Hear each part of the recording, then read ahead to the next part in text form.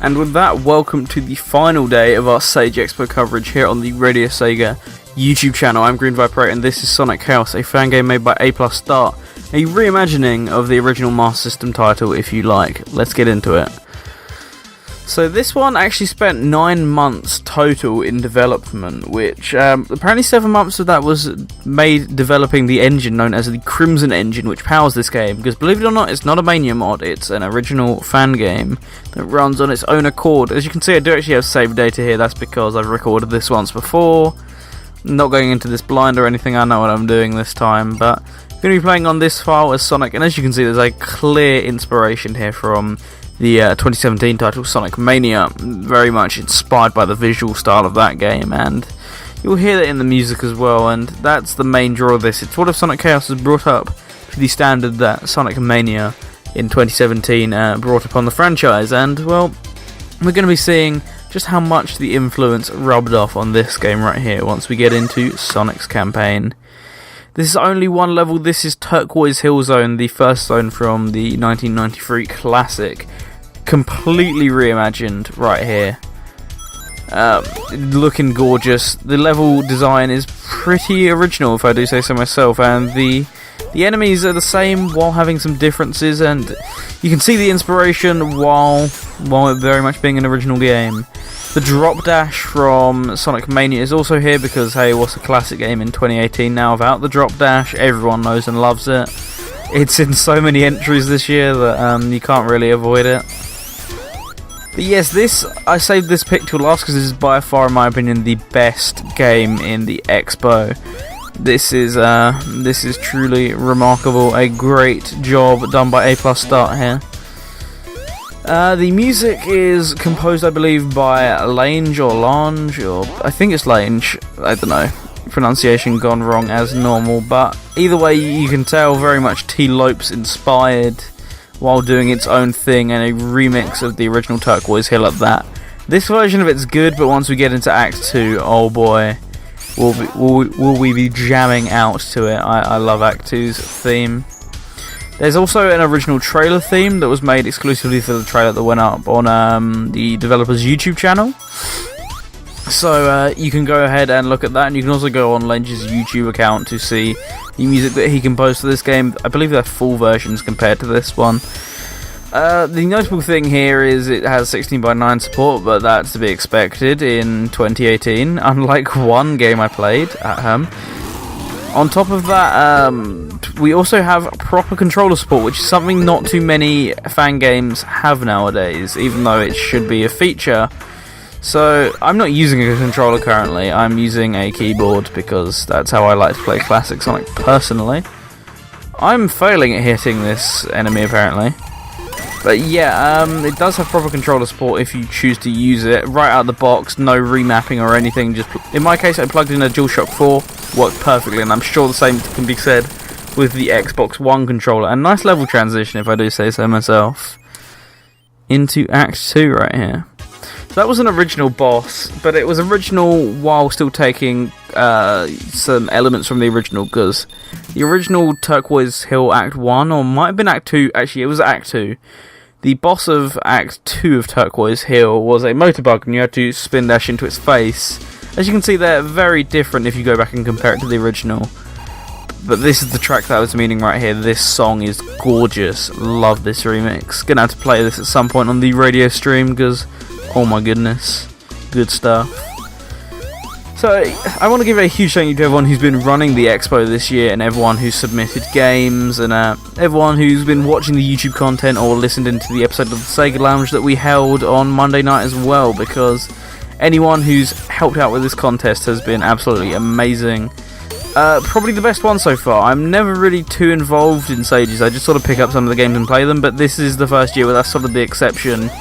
I've got the chance to play quite a lot of the titles, and I gotta say, brilliant stuff from all parties this year, and there were quite a few duff titles, but hey, there's always the learning experience. Those people who perhaps made some meh games come back even stronger in years to come, is what I got to say to that. Like, I follow the hacking contest a lot more closely.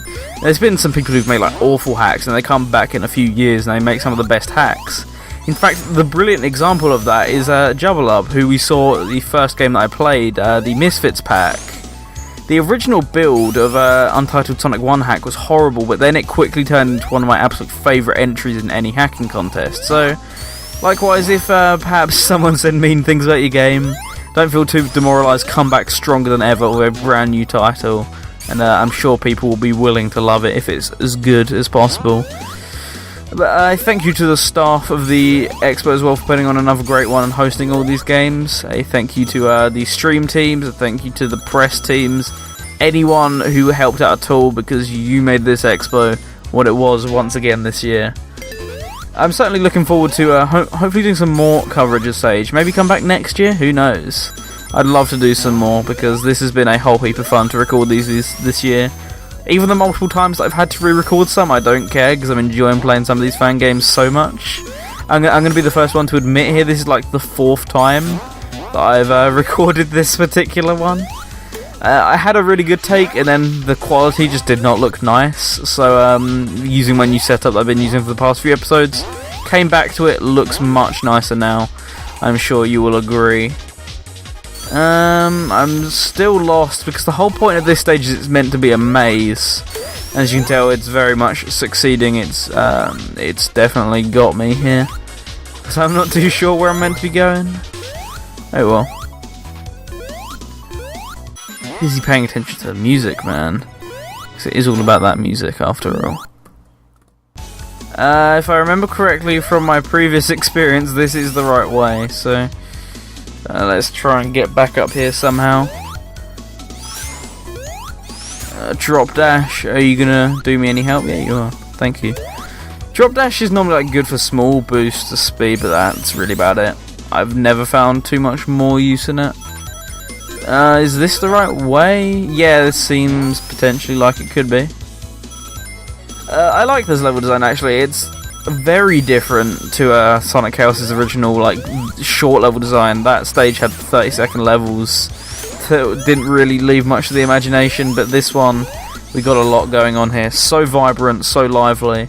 Aside from the sprite, which I believe is from Sonic Mania, all of the assets here are original, and we've already talked about the music. But yeah. Very good job all around, and I've got to say for gameplay, perhaps I'm not the best one to judge this because I'm not an expert in the ins and outs of these games, but it feels quite a lot like Mania and other classics, so a good job to A+start for replicating the physics right here. In general, a very faithful game that also takes some liberties, and you know, it sticks to the source material while doing something completely different. And that's why I got to appreciate this one so much, because we've got other titles in here like Sonic Advance Revamped, and I like that one, but yeah, aside from having some different characters, it doesn't stray from the source material.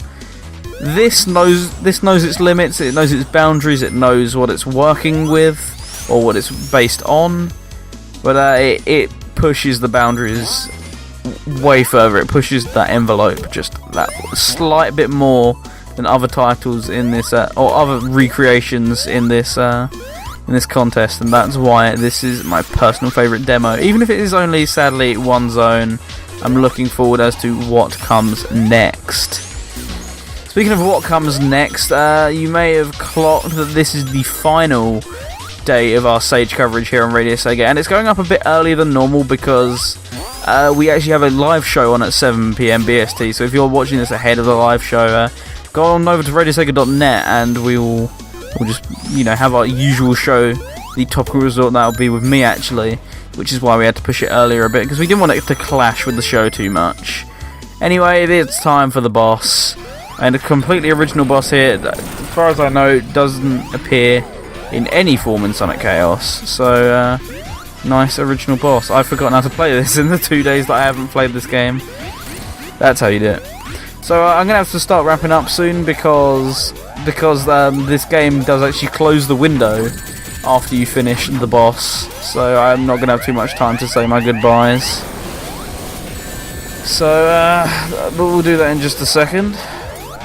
That's pretty much what I got to say about that? This boss is pretty cool, if not a little bit tough, and especially when you're trying to figure out what to do on the initial first playthrough, it's not very clear. But yeah, that's that. I'm still quite a big fan of it. I just think it could be a bit clearer as to what you're meant to do. So that's that phase, but there's still one more phase left. Because we're not letting Eggman get out of this one alive. We are going to make sure that Eggman stays dead for the rest of the expo. So off in his walk he goes. I believe that's a reference to the final boss of the game. I love Sonic Chaos, by the way. It's my favourite Master System game, so I should know this stuff. So we got to hit him while he's running. So I want to say a big thank you to everyone who ran stage, to everyone who watched our coverage this year. Check us out on Discord, radiosega.geo/Discord. Check out our Twitter at RadioSEGA. Check out my own Twitter at The Green Viper 8. Check out Scott's at Dr. Scottnick. And yeah, thank you for everyone who's tuned in. This has been my 4 picks. Hopefully you've enjoyed Scott's 3 picks as well. And I'm sure I will catch you later. Bye bye for now.